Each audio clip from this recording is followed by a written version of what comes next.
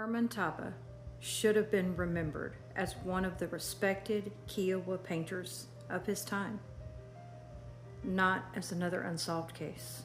Before his name ever appeared in headlines, Herman was known for his artwork, paintings that carried pieces of the Kiowa culture, ceremony, and identity onto canvas. His work appeared in exhibitions across Gallup, Santa Fe, Tulsa, Chicago, Oklahoma City, and Bismarck. People in Native art communities knew his name.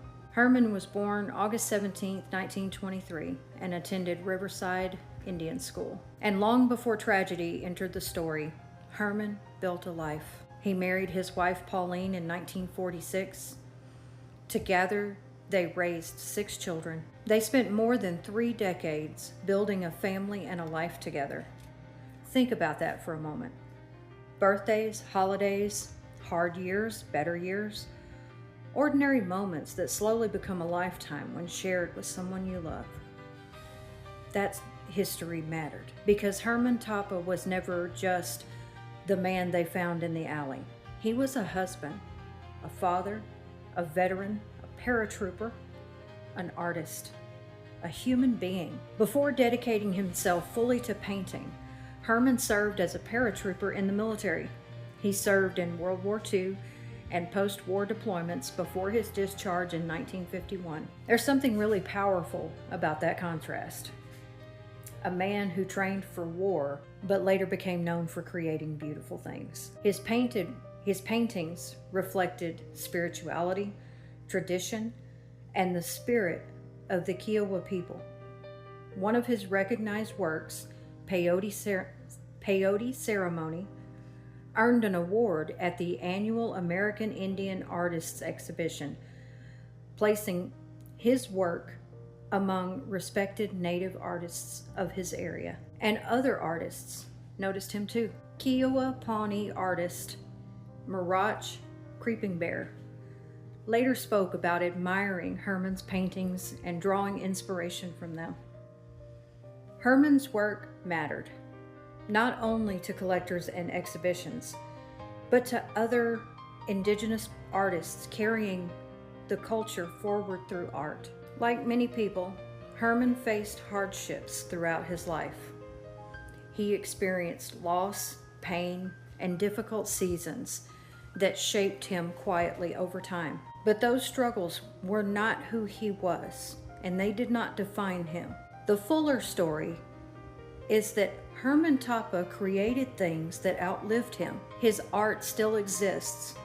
His name is still spoken. And decades later, people are still trying to figure out what happened to him. On August 22, 1980, just 5 days after his 57th birthday, Herman Toppah was found murdered in an alley in Carnegie, Oklahoma. He died from blunt force trauma to the head. No arrests have ever been made.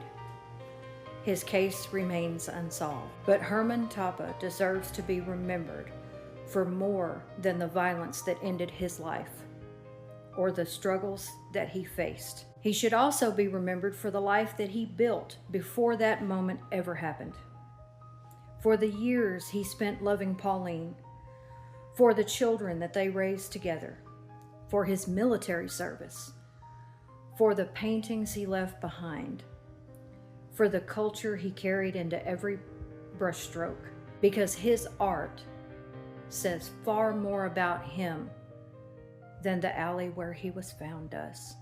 We share the red handprint because we refuse to let silence become decoration. When we speak about it, we are not borrowing pain. We are acknowledging it. This symbol is not ours to commercialize. It is ours to respect. Behind every statistic is a life. So when you see the red handprint across their mouths, understand this. It is not for shock value. It is a reminder that too many were silenced. We will not be. Families, we carry your loved one's story with respect. You are not alone here. And to anyone responsible or anyone protecting those responsible, you may feel comfortable now, but comfort has an expiration date. We will be here when it runs out.